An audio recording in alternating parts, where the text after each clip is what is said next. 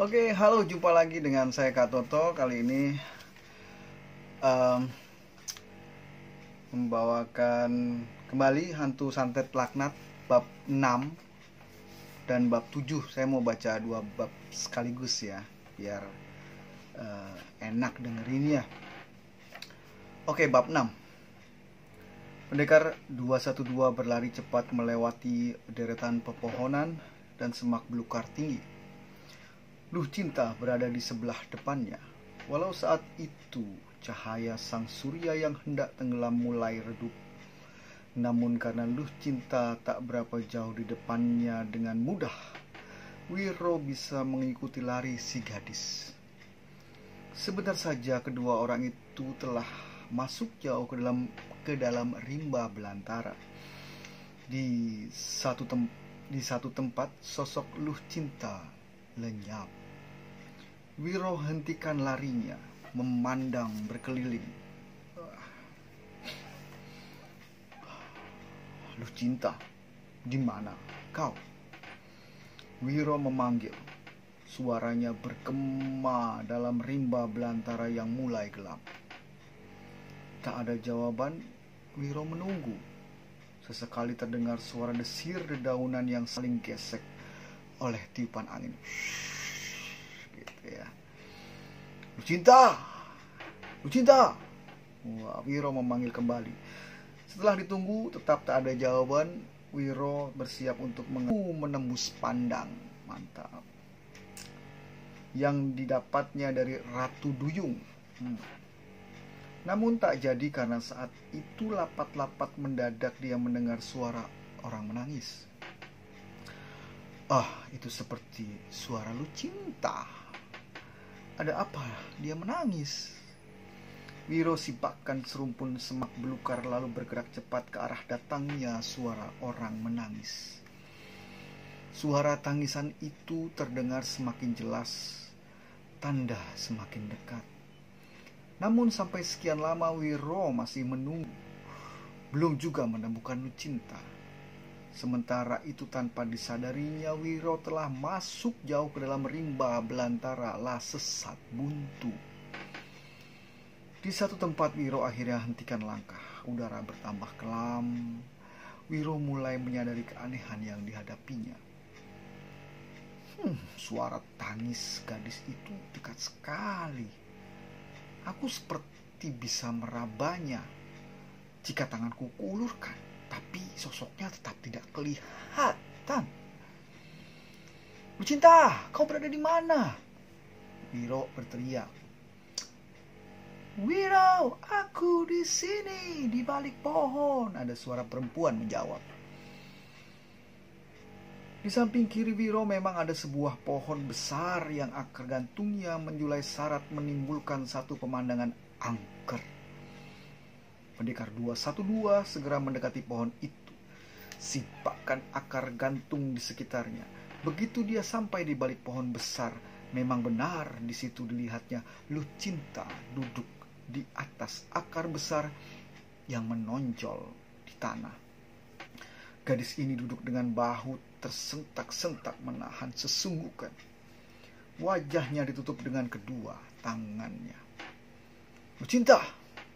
Wiro pegang bahu si gadis itu. Ada apa sampai kau menangis? Kalau memang mau bicara, mengapa jauh-jauh masuk ke dalam hutan? Mari kita kembali ke lembah batu sana. Kalau memang ada sesuatu, kau bisa mengatakannya panjang lebar di sana. Selain itu ada dua orang sahabat yang perlu kita tolong. Wiro, benar, kita berdua dulu di sini barang sesaat. Memang ada ganjalan hati yang hendak aku keluarkan agar kau tahu, kata Luh Cinta pula. Kalau begitu maumu baiklah, jawab Wiro. Sang pemuda menduga jangan-jangan si gadis ini mendapat peristiwa belum lama berselang, menyangkut hubungannya dengan Luh Jelita, peri angsa putih serta peri bunda. Sambil membelai rambut Luh Cinta dia berkata, usap air matamu. turunkan dua tanganmu biar aku bisa melihat wajahmu yang cantik. Setelah itu, katakanlah apa yang hendak kau sampaikan. Lucinta hentikan suara isaknya. Perlahan dia turunkan kedua tangan. Saat itu, seolah datang dari atas pohon mendadak terdengar suara tawa tergelak.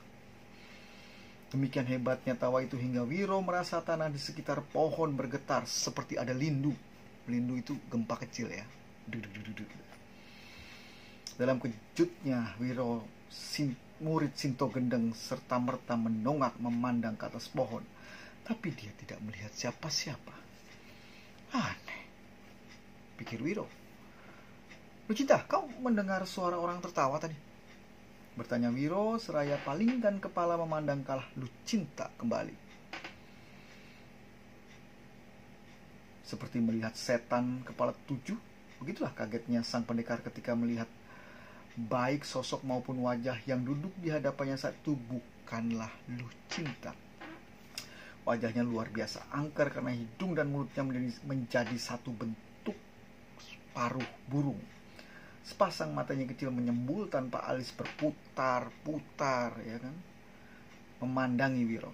Sesaat kemudian nenek itu keluarkan suara tawa bergelak yang sama dengan suara bergelak sebelumnya.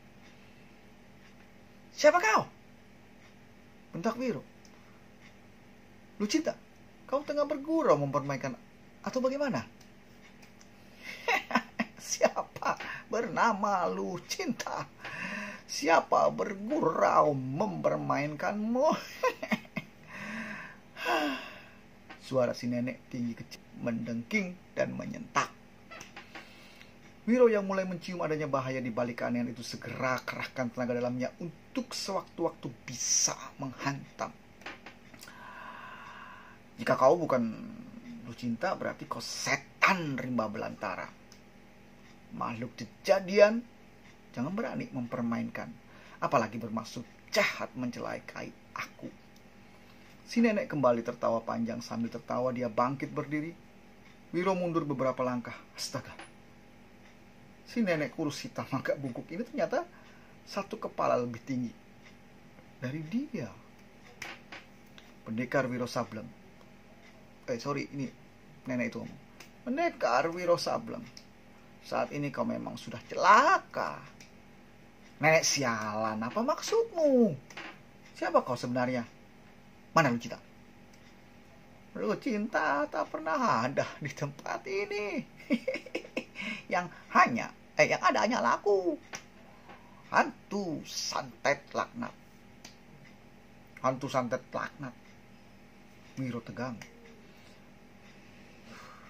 Kejapan itu juga dia ingat semua penuturan Lakasipo. Juga kejadian yang menimpa Lawungu.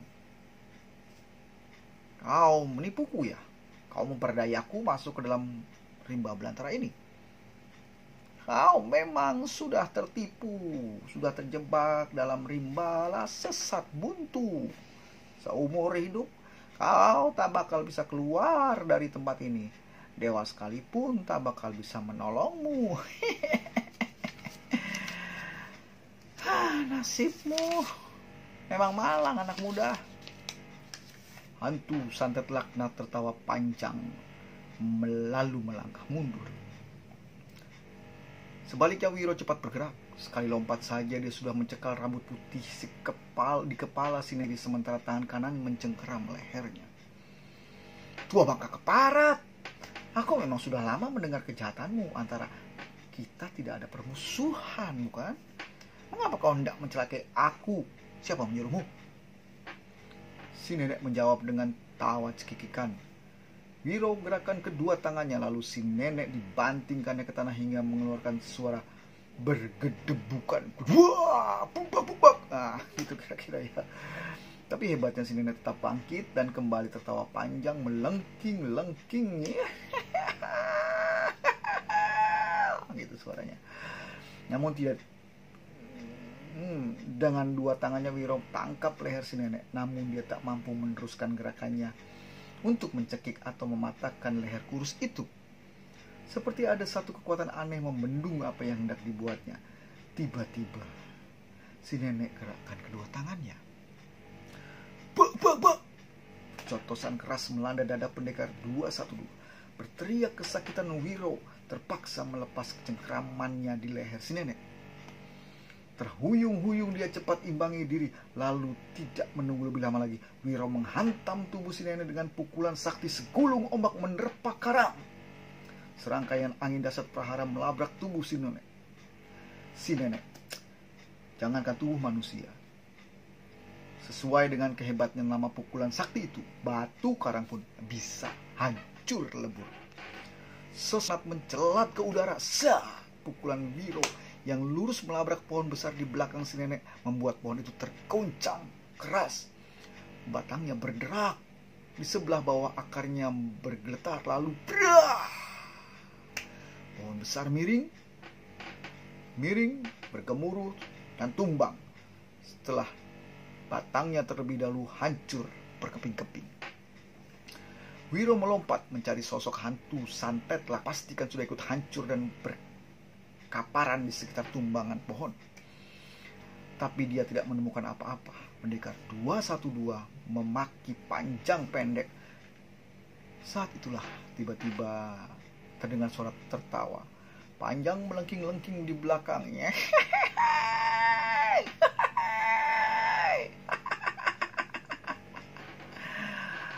Wiro tidak berbalik, tidak menghantam dengan pukulan sinar matahari, tapi dia sama sekali tidak melihat sosok si nenek. Dalam keadaan seperti itu, Wiro merasa ada cairan meleleh di bibirnya.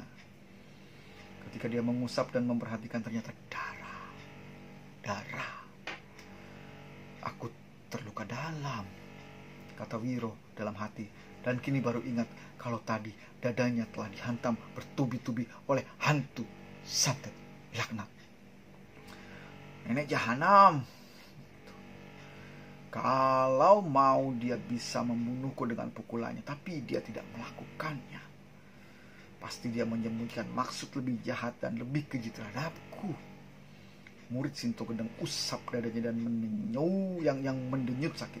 Perlahan-lahan dia duduk di tanah, mengatur jalan darah, pernapasan, dan kerahkan tenaga dalam ke dadanya yang sakit.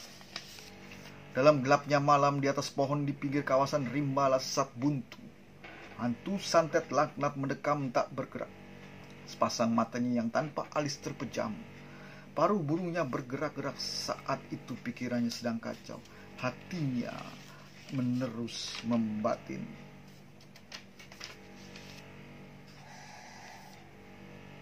Betul apa yang diucapkan junjungan. Ternyata pemuda itu memiliki wajah cakap serta perawakan gagah sempurna. Wahai, bersyukur aku masih bisa menahan diri hingga pukulan tadi tidak sampai merenggut nyawanya. Wahai, apakah hatiku telah tergoda junjungan? Apakah aku benar harus mengikuti ucapanmu, mengawini pemuda itu, menjadikannya sebagai suami? Tapi bagaimana mungkin keadaan rupaku yang tidak memberi jalan baginya untuk menyukai diriku? Apalagi dia sudah mengetahui kejahatan yang aku lakukan terhadapnya. Aku memang memiliki ilmu kesaktian bernama ilmu bersalin wajah. Dengan ilmu itu aku bisa merubah diri setiap saat aku suka, merubah wajah dengan wajah siapa saja yang aku suka. Tapi hal itu tak bisa abadi. Apa aku harus lakukan? Hantu santet laknat duduk tak bergerak, mendekam sambil merangkapkan dua tangan di depan dada. Pendekar Wiro Sableng 212 selalu terbayang sekalipun dia pejamkan matanya. Pemuda itu Lakesipo dan hantu muka dua tidak ada apa-apanya dibandingkan dengan dirinya. Mungkin aku harus menarik sebagian mantraku agar dia tak celaka dalam hutan. Setelah itu apa yang harus kuperbuat? Menemuinya, bercinta dengannya. Aku harus tahu siapa gadis idamannya. Untuk bersalin wajah menjadi luluh cinta rasanya terlalu berbahaya. Aku harus mencari wajah seorang lain yang disukainya. Mungkin Luh Jelita. Sekian bab 6. Kita lanjut ya bab 7. Hantu Santet Laknat bab 7. Dalam gelapnya malam, Wiro berusaha mencari jalan keluar dari rimba belantara gelap itu. Bukan saja dia tak berhasil keluar, tanpa disadarinya dia malah tersesat semakin ke dalam hutan. Di satu tempat Wiro menemukan sebuah telaga kecil. Dia berhenti di sini dan memutuskan untuk tetap berada di tempat itu sampai matahari terbit. Malam terasa lama, udara mencucuk dingin, kesunyian menimbulkan rasa tidak enak bagi Wiro. Selain saat itu dadanya masih berdenyut sakit. Sesekali terdengar suara aneh di kejauhan. Entah suara binatang buas, entah suara makhluk halus penghuni rimba belantara. Sepanjang malam, Wiro tak bisa tidur karena selalu diganggu oleh puluhan bahkan mungkin ratusan nyamuk hutan yang seperti berlomba-lomba ingin menghisap darahnya. Menjelang pagi, serasa matanya mau terpejam karena tak sanggup menahan kantuk. Tiba-tiba Wiro melihat sesuatu bergerak di seberang telaga kecil. Manusia seperti perempuan. Dalam gelap tubuhnya kelihatan putih. Astaga, perempuan itu nyaris tak berpakaian di sebelah atas sana. Wiro bangkit berdiri melihat Wiro bergerak orang di seberang telaga serta merta menyelinap di balik semak-semak. Tunggu, jangan lari, aku bukan orang jahat, berseru Wiro. Cepat dia memutari telaga, namun ketika sampai di balik semak belukar, sosok itu tak ada di sana. Jangan-jangan yang kulihat tadi hantu penghuni rimba belantara ini, pikir Wiro dengan tengkuk merinding. Tapi ternyata orang itu tidak muncul lagi. Wiro memandang ke arah timur. Langit masih tampak gelap, pertanda sang surya masih lama baru akan terbit. Tiba-tiba terdengar suara seperti ada satu benda meluncur di dalam air. Wiro palingkan kepalanya, menatap tajam ke dalam telaga. Kejut pemuda ini bukan alang kepalang karena tiba-tiba pandangannya membentur satu sosok panjang, hitam, berkilat, melesat keluar dari dalam telaga. Langsung menyambar ke arahnya. Ular besar, seru Wiro. Dia jatuhkan diri ke tanah, lalu berguling-guling, menjauhi tepi telaga. Namun dari arah kanan tiba-tiba ada yang menyambar.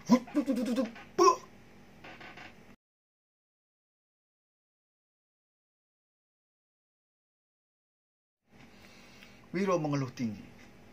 Tulang pinggulnya serasa hancur. Binatang panjang yang keluar dari dalam telaga ternyata telah menghantamnya dengan ujung ekor. Lalu binatang ini yang memang menyerupai ular tapi memiliki dua kepala keluarkan desisan keras. Kembali melesat ke arah Wiro. Kali ini Wiro tak tinggal diam, sambil tekuk lututnya sedikit dan menahan sakit pada pinggulnya. Wiro hantamkan satu jotosan ke pangkal leher ular kepala dua. Buah! Pukulan yang dilancarkan dengan jurus bernama kepala naga menyusup awan itu dengan telak mendarat di leher ular kepala dua. Jangankan benda hidup, batu sekalipun pasti akan hancur berantakan dihantam pukulan sakti mengandung tenaga dalam itu. Namun justru saat itu Wiro sendiri yang jatuh terkapar dan mengeluh kesakitan. Tangan kanannya dikibas-kibaskan, sakitnya bukan main, seolah jari-jarinya ada yang remuk. Ular kepala dua ini pasti binatang kejadian. Ular biasa pasti sudah mampus kena hantaman aku tadi. Saat itu Wiro tak bisa berpikir lebih lama. Dalam gelap, ular kepala dua yang tadinya hanya sempoyongan dilanda pukulan Wiro sambil mengeluarkan suara mendesis kembali menyerang. Tubuhnya yang hitam berkilat berubah lurus, laksana tombak besi yang dilemparkan dengan sebat. Binatang ini melesat ke arah selangkangan Wiro. Wow, hati-hati Wiro, kurang ajar. Mengapa barangku yang diincar?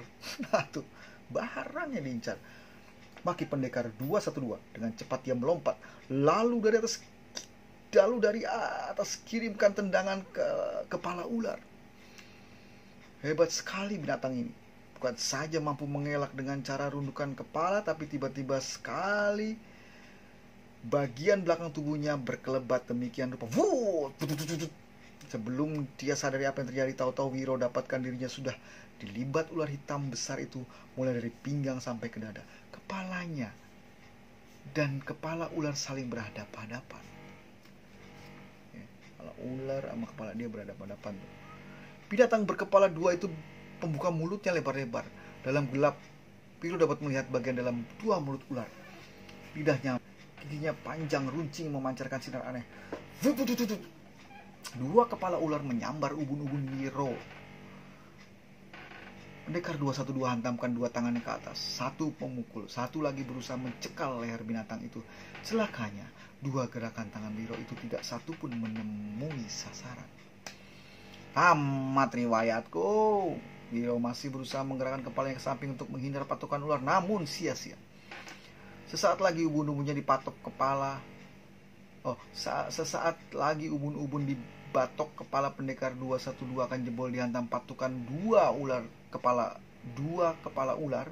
Tiba-tiba dari kegelapan melesat selarik sinar hitam. Laksana pedang, sinar itu membabat pangkal leher kepala ular. Dua. As. Leher putus, darah muncrat menyembur kepala dan pakaian Wiro. Tidak tunggu lebih lama, Wiro segera betot tubuh ular yang melingkar menggulung dirinya. Lalu dibantingkannya ke sebuah batu di tepi telaga. Lalu dia memandang berkeliling. Dia tidak melihat siapapun. Orang pandai barusan menolongku, Wiro berseru. Harap Sudi perlihatkan diri untuk menerima ucapan terima kasihku. Tak ada jawaban, tak ada gerakan. Wiro sekak kepala dan mukanya yang berpelepotan darah. Dia hendak membungkuk ke telaga bermaksud mencuci muka, tapi khawatir kalau ada ular lagi seperti tadi. Pendekar ini segera urungkan niatnya. Bahaya. Lebih baik aku menjauh dari telaga keparat ini. Wiro lantas mencari tempat yang dirasakannya lebih aman di atas batang pohon yang tidak terlalu tinggi dan berdaun jarang. Akhirnya dia duduk di salah satu cabang. Kantuknya sudah lenyap saat tadi. Hantu santet laknat ini semua gara-gara nenek keparat itu. Aku tak ada permusuhan dengan dia. Mengapa dia mencelakai diriku seperti ini? Jangan-jangan. Wiro garu-garu kepala. Mungkin karena aku sahabat dan saudara angkat Lakasimpo. Mungkin dia tahu aku pernah menolong lelaki itu, jadi menganggap aku sebagai musuhnya. Gila betul dia itu. Sementara itu di tempat lain dalam gelap dan dinginnya malam menjelang pagi, hantu santet laknat mendekam tak bergerak di balik sebuah batu berlumut. Saat itu dia dibayangi rasa takut. Kalau junjungan mengetahui aku tadi telah menyelamatkan pemuda itu, bukan aku akan kena damprat. Hukuman berat pasti akan dijatuhkan atas diriku, pikir nenek. Namun hati kecilnya menyahuti. Perlu apa takut dengan junjungan? Bukankah dia sendiri menyuruhku agar mengawini pemuda itu, menjadikannya sebagai suami? Kalau siang tiba, kau harus melakukan sesuatu. Kau harus mendapatkan pemuda itu. Lupakan hantu muka dua. Kau hanya tergila-gila seorang diri padanya, bertepuk sebelah tangan. Kau harus mendapatkan pemuda bernama Wiro itu. Harus. Rimba belantara aneh, kata Wiro, yang saat itu masih mendekam di atas pohon berdaun jarak. Suara kicau burung saja serem. Dia memandang ke arah timur. Langit di ufuk sana mulai kelihatan terang, pertanda sang surya sebentar lagi akan muncul memperlihatkan diri menerangi jagat. Dari atas pohon Wiro memandang ke arah telaga kecil. Di tepi telaga tampak bangkai besar ular hitam masih tergeletak. Kicau burung semakin riuh. Di kejauhan ayam hutan mulai berkotek-kotek bersahutan. Langit di sebelah timur semakin terang. Wiro melompat turun dari atas pohon melangkah menuju telaga. Bangkai ular ditendangnya dengan kaki kiri hingga terpental jauh. Dia memperhatikan keadaan di dalam dan sekitar telaga.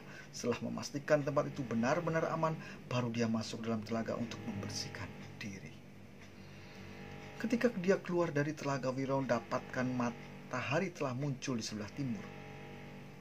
Aku harus keluar dari hutan celaka ini, kata Wiro dalam hati. Karena tidak tahu arah mana yang harus ditempuh, Wiro lalu memilih berjalan ke jurusan timur. Menyongsong sang surya yang baru terbit, dia berjalan cepat antara pepohonan dan semak belukar lebat. Di satu tempat terbuka berupa dataran yang ditumbuhi rumput liar, Wiro hentikan langkahnya. Cahaya matahari yang sedang bergerak naik saat itu baru mencapai ujung pendataran. Wiro kemudian sengaja melangkah ke ujung pendataran itu agar dirinya bisa tersiram sinar matahari. Sebagian pakaian dan rambut di kepalanya saat itu masih basah kuyup sehabis dicuci di telaga. Hatinya merasa lega sedikit karena saat itu sakit di dadanya jauh berkurang.